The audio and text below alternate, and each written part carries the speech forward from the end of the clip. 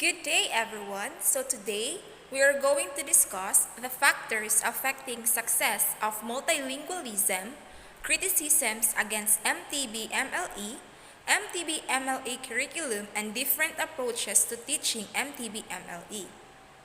So first, I will be discussing to you the factors affecting success of multilingualism. So there are 10 key factors affecting the successful multilingualism. But first, let us define the term multilingualism. So what does multilingualism mean? Multilingualism is generally understood to mean knowledge of more languages than a native language. It is a language term that moves from monolingualism, knowing one language, beyond bilingualism, knowing two languages, into the realm of knowing many or multiple languages. Bilingualism is typically a rewarding experience that provides both social and academic benefits. However, for some, the process can be stressful. Many parents forego the gift of a second or third language in order to spare their children the stress of learning. It is preferable for families to gain a clear understanding of the factors over which they have control and those over which nature has control. The first key factor is aptitude. Each person is born with a unique aptitude for various life skills. People with a high aptitude for foreign languages learn languages quickly, while those with a low aptitude learn languages slowly. You can't change a person's aptitude, but you can make the best of what they have. Foreign language aptitude is estimated to be on par with other talents, with roughly 10% of the population benefiting from it. The second factor is timing. The windows of opportunity are times when certain skills can be learned most effectively. There are 3 windows of opportunity for learning a foreign language. The first and simplest period is from birth to 9 months. Due to children's lower inhibition level, the second age group is between 4 and 8 years old. The third stage begins around the age of 9 when the brain reaches its full size, though not in terms of neuroconnections. The third factor is motivation. It includes both positive and negative factors, as well as internal and external factors. Falling in love, like hatred, is a fantastic motivator. Helping a child discover his or her own motivation for learning a language is far more effective than forcing a language on him. The fourth factor is strategy. It means making a deliberate decision to approach language acquisition in a specific manner. The fifth one is consistency.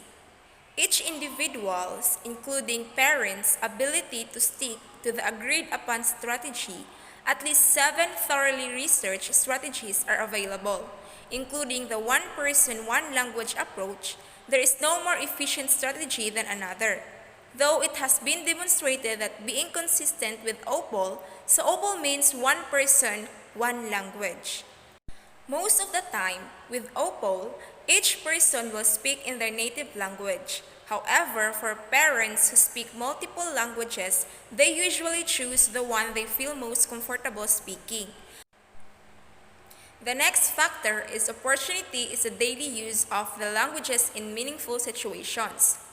It is the single factor that distinguishes adult and child bilingual success is the amount of time an individual can spend actually using the target languages. Harley 1986 demonstrated that adults outperform children when it comes to learning a foreign language if they devote the same amount of time to the task. So the seventh factor is the linguistic relationship between languages. Is there a connection between the roots of the native language and the roots of the second language? If this is the case, the second language is easier to learn due to similarities in grammar, vocabulary, and sound systems. The eighth factor is sibling. They can have both positive and negative consequences. In the positive, siblings learn a lot from one another because they have more verbal exchanges and conversations in a day. In the worst-case scenario, one child may dominate the language exchange and stunt the development of the other. The next is gender.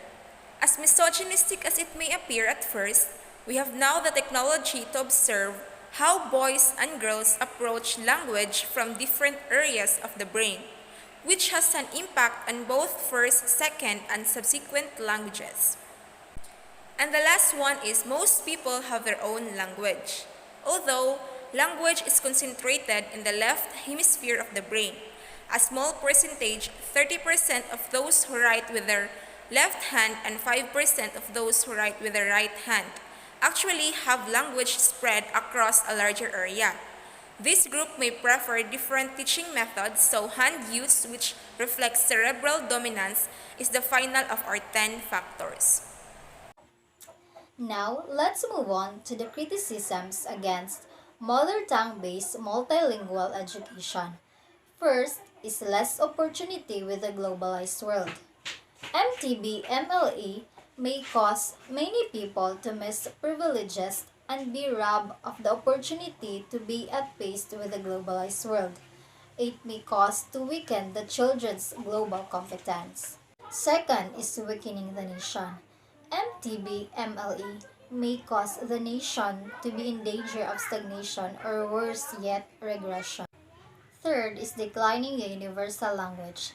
MTB-MLE stunting the English literacy development of individuals.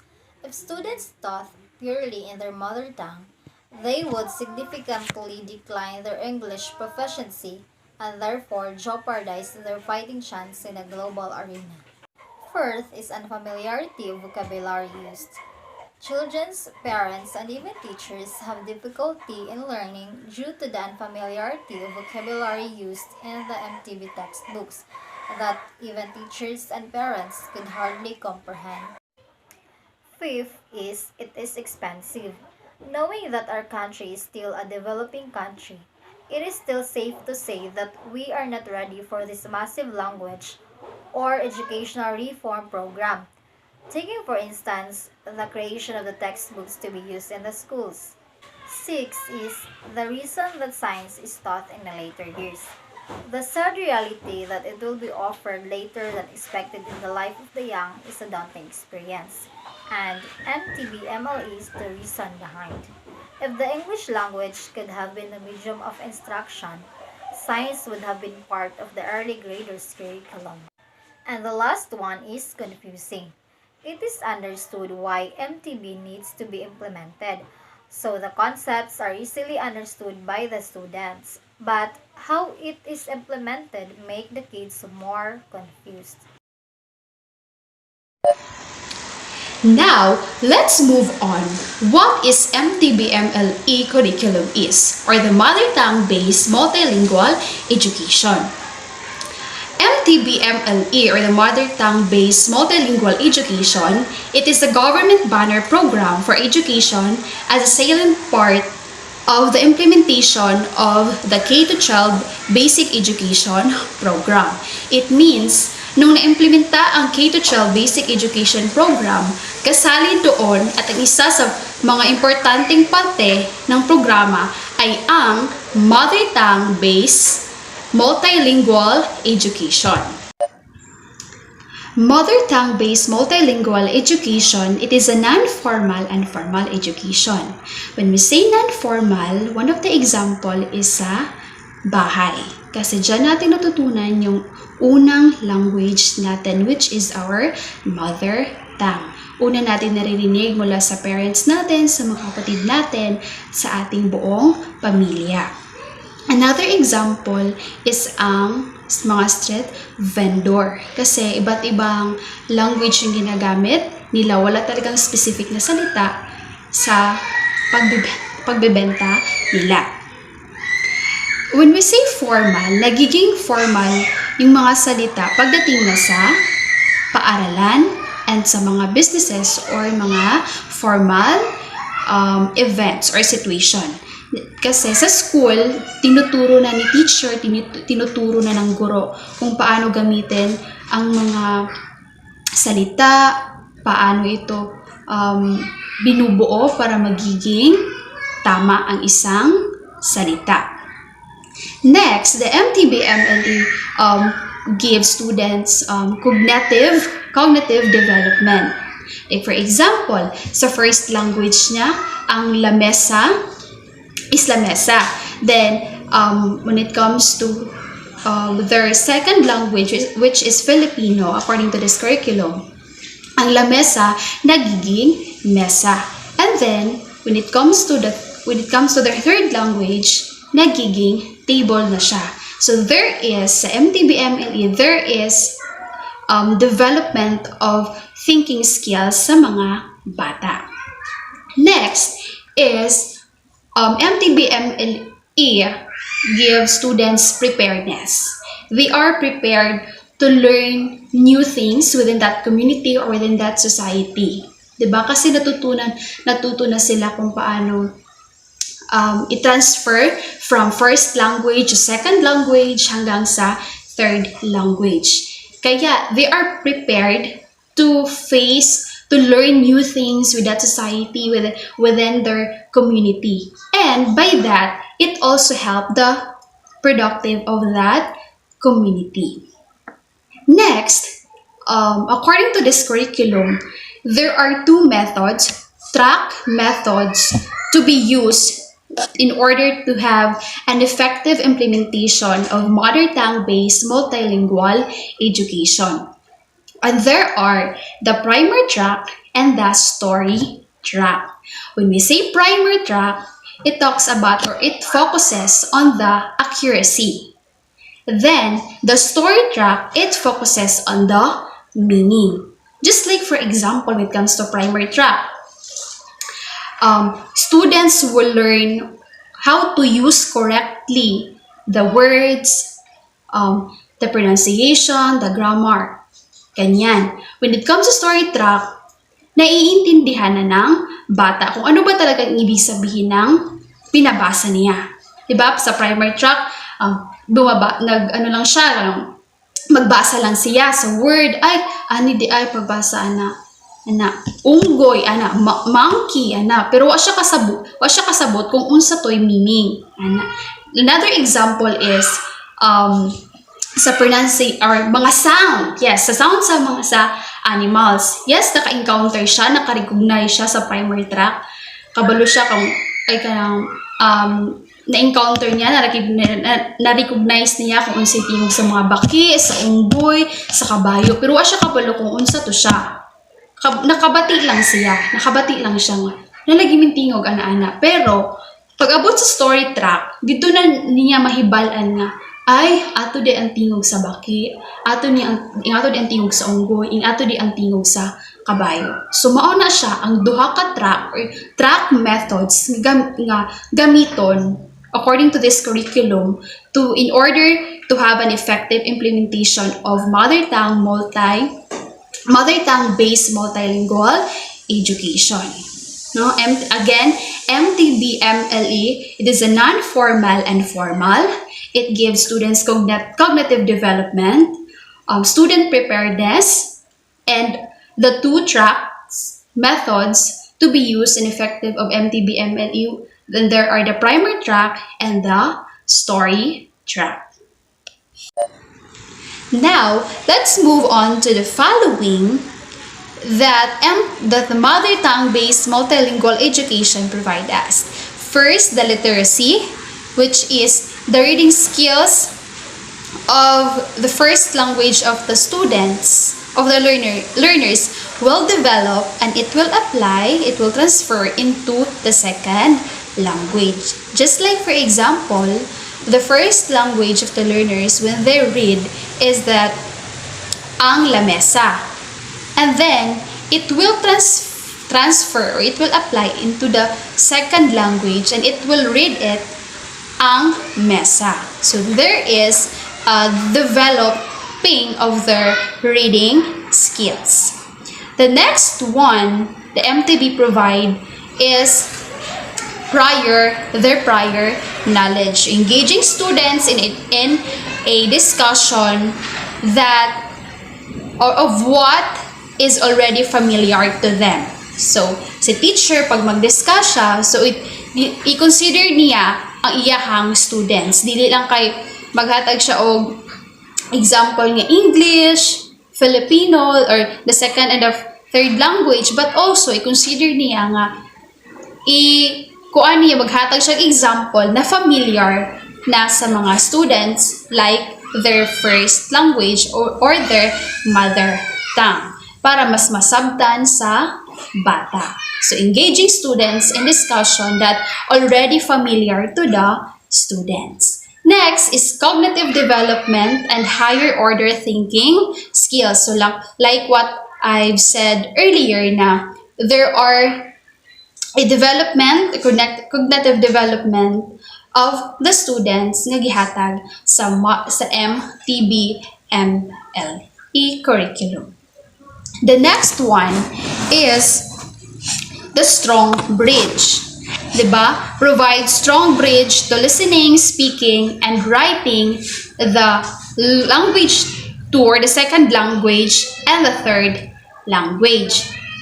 Kibali, it is a one step at a time. So, dili ka makaproduce, dili ma-introduce ang second language o ang third language if wala pa nimo na master ang first language, which is your mother tongue. The next one is scaffolding.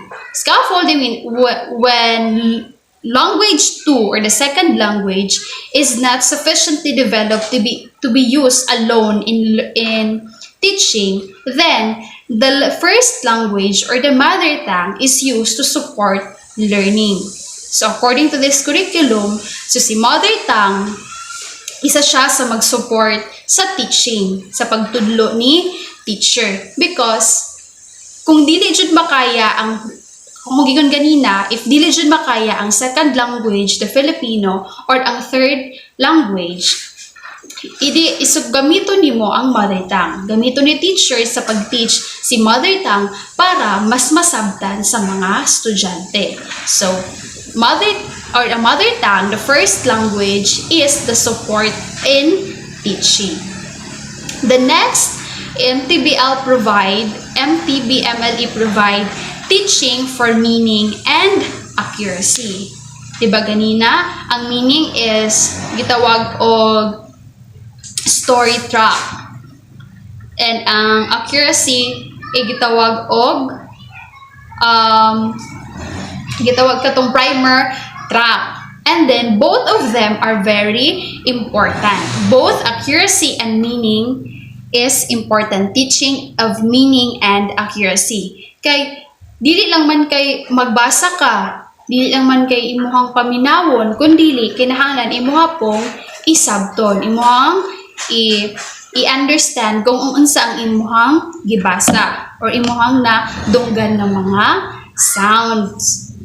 And lastly, the mother tongue-based multi-language education provides also the confidence building and proficiency development for 2 or more language along the macro skills. The macro skills, katong listening, reading, speaking, writing, and what? Viewing. So these are the mother tongue-based multi-language education provide us. We have the literacy, prior knowledge, cognitive development, and higher order thinking skills, strong bridge, scaffolding, teaching for meaning and accuracy, and confidence building and proficiency development for 2 or more language along the macro skills. Now, let's talk about the grade level standards of this curriculum. First, the kindergarten. The learners demonstrate skills and strategies in phonemic awareness or the way they hear, alphabet knowledge from letter A to letter Z, the sound correspondence of the letters, like for example, the sound of letter B, the letter F, and other letters. Next, grade level is grade 1. The learners demonstrate basic communication skills in talking about familiar topics. This time, learners talk about oneself, their personal experiences, about their families, their favorite food, and the likes. Then, let's proceed to grade 2 level, which is the learners demonstrate the communication skills in talking about variety of topics using developing vocabulary. So, sa oral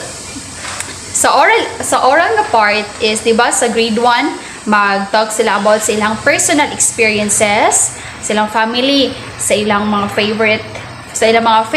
When it comes to grade 2, they will be i-relate nila ang ilang experiences o ilang i-share through other topics. Again, from grade 1, ga-share sila og mga personal experiences about silang family, ilang favorite food, and the likes. Then when it comes to grade 2, ilahan ang i-relate into another topic. Then, when it comes to grade 3 level, the learners demonstrate communication skills talking about variety of topics using expanding vocabulary. So, 3A, sa grade 3, it talks about dili na sila mag-talk sa ilang personal na experiences, unlike sa grade 1, dito sila nakafocus. Pero pag abot sa grade 3, they talks about another people na nakapalibot sila or within that specific topic, and they also share sa ilahang mga past knowledge. So there is a developing level. So from kindergarten, mga basic pa lang na ibalaan, katong mga letters, sounds sa letters, and then pagka grade 1, kabalo na sila mo share sa ilang personal experiences, kabalo na sila mo greet, katong mga basic greetings lang, good morning ma'am, good morning classmates. And then pagka grade 2, ilang personal experiences, ilang i-relate into other topics. Then pagka grade 3, mas nakafocus sila sa lain nga mga topics about other people and share their past knowledge. So these are the grade level standards of mother tongue-based multilingual education curriculum. Let's proceed to the guiding principles for teaching and learning in MTB-MLE. So there are 8 principles. So let's start with the principle 1, known to the unknown. Learning requires meaning. We learn when we use what we already know to help us understand what is new. Like for example, the teacher will ask questions to the students related to the subject matter that we're going to discuss. So in that way, the teacher knows about how much the students know about that said topic. Now, the teacher will use the previous knowledge of the students to introduce the new topic or new concept. So that is what we call known today and known. Principle 2, we have language and academic development. Students with well-developed skills in their first language have been shown to acquire additional languages more easily and fully, and that in turn has a positive impact on academic achievement. So it means if ang students na develop na niyang skills sa first language, na-develop niya yung skills, na-master na niya, na-fluent na siya sa first language, she or he can attain another languages easily. So, as a result, there's a academic achievement success across the curriculum. It is because the students na-develop na niya yung skills sa first language, na master na niya iyahang first language. Principle 3, cognitive development. Students who use their multilingual skills have been shown to develop both cognitive flexibility and divergent thinking. So it is necessary to continue developing the critical thinking in mother tongue as well as in the second and third language. Like for example, sa first language, kabalo ang students sa first language kay libro. However, sa second language, na-analyze niya nga ang libro di ay sa second language kay aklat. Tapos, sa third language nga, ang libro o aklat is book. So, dara nga example, ga-develop ang critical thinking skills sa usa ka student. So, dara nga develop iya ang critical thinking skills.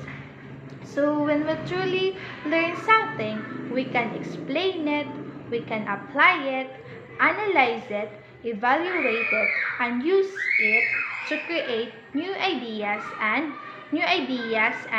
information. Additionally, teachers must focus on activities, tasks that build understanding and encourage students to apply, to analyze, to evaluate what they have learned to create new knowledge.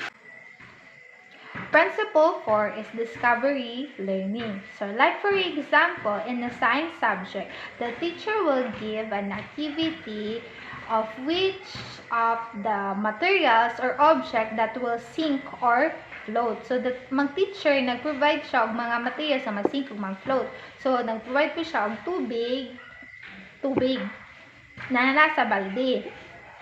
So there ang mga materials gihatag ni teacher sa mga students. Kay sila mag-discover kung sa result ato. Kung mag-sink ba siya or mag-float. So by that, gi-perform sa mga students, so dahil nila na-discover, ay, naaday mga buta nga mag-sink. So naapaday mga buta nga mag-float. So by that, the students discover a new idea or a new knowledge about that topic nga naay mag-sink o naay mag-float. So that's all about discovery learning. Principle 5 is active learning. It gives importance to active learning. Like for example, per interaction. In a classroom setting, the teacher integrates activities or tasks that involves per interaction or they involve ka ng by pair, by group, or by team. So in that, it encourages students to talk with each other, to compare ideas, or to solve a problem. So in that, it involves active learning kay makasturya sila sa ilang ka-partner, sa ilang ka-classmates, sa ilang mga classmates. Second is second language active learning. So young children gain confidence in learning a new language when they begin with hear, see, do activities. Like for example, sa first language is libro. Kabalong student, ang first language sa libro kay libro. However, ang second language sa libro kay aklat. Tapos sa third language kay book. So dira nakadungog sila nga in that way in that hear, see, do activities, it involves active learning kay dira mag-compare naman na ang mga students. So unsa man ang second language sa book, magana-ana man na sila. So this is kanang active learning nga nahitabo. And third is purposeful talk.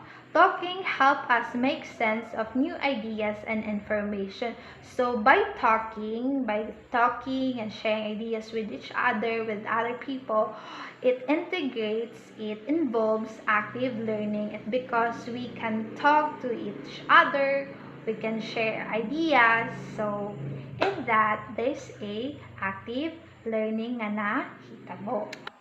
So there, the teacher must kanang focus on activities or provide kanang activities that gives opportunities to students nga mag-involve the activities nga involve by pair, by group, or by team that involves active learning wherein kanang each students can talk, they can share ideas, they can solve problems, they can compare ideas within the group. So that's it for the Principle 5 active learning.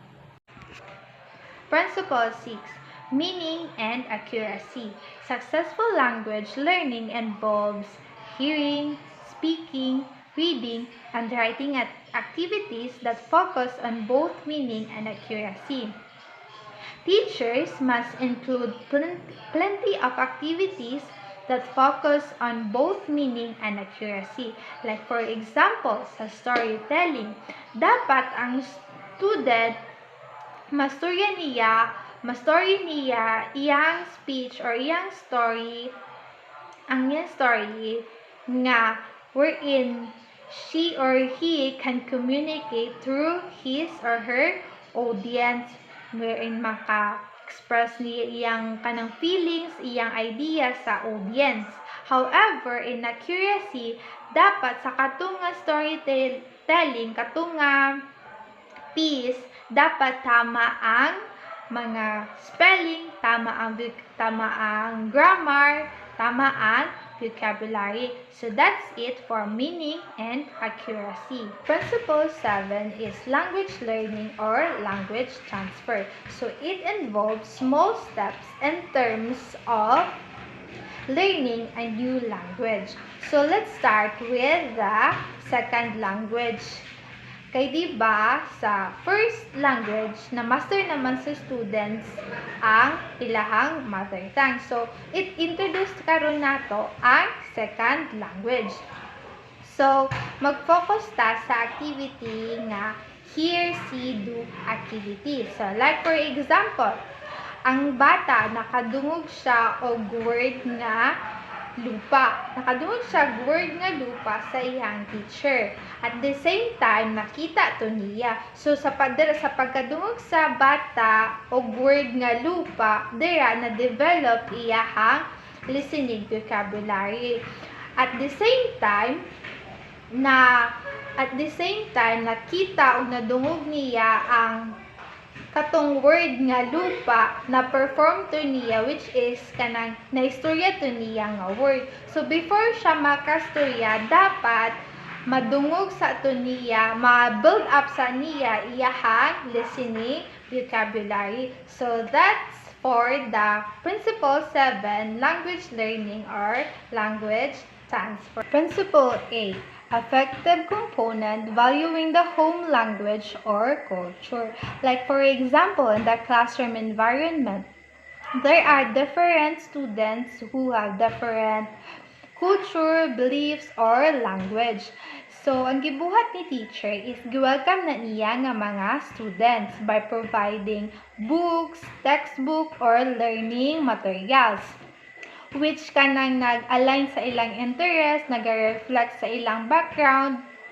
And by that, the teachers gives value the home language or the home culture of the students. So that's it for the Principle 8. Let's proceed to the Filipino Sign Language as mother tongue. Filipino Sign Language or FSL refers to the sign language used by the deaf community in the Philippines. In sign language, information is conveyed through the shape, element, movement, and orientation of the hands as well as movement of the face and the body. Like for example, in the SPED classroom, there are students who have different special needs. So napoy mga teacher nga suitable ana nga mga students. They teach the students through sign language like body or hands or face language. So ilahang mother language is Filipino Sign Language. So that's all for Filipino Sign Language as mother tongue. Now let's proceed to the teaching approaches of mother tongue-based multilingual education. Now based on what I've researched, there are two specific pedagogical approaches by Dennis and Susan Malone in 2011. In order for teachers in MTB-MLE help their students to achieve a successful education, the teachers must follow and have a deeper understanding about these two approaches. The first approach is teacher must begin with what the students already know. In this approach is also known as constructivist approach, in which the knowledge and skills that the students acquire through living in their community must be recognized. This prior knowledge of the students can be used as a foundation for teaching to new concept and content for the students. Teachers must use authentic activities and real-world examples in order for the students to reflect themselves through the specific topic. Now, the second approach is teachers must help to develop oral, written, and higher level thinking skills. In this approach, teachers must help the students to develop their oral skills, written skills, and thinking skills in the language they know best, or the mother tongue. And at the same time, the teachers must lend their support to the students as they gradually learn the official school language. Now, aside from those two specific approaches of Maloney 2011, let's proceed to interactive approach, in which the students must engage in two-way process. The first is teacher to student, second is student to student, in which the teachers must do less talk in order for the students to talk more. The teachers must learn to decrease the engagement of his or herself to the class in order for the students to increase their participation in the discussion or in the class.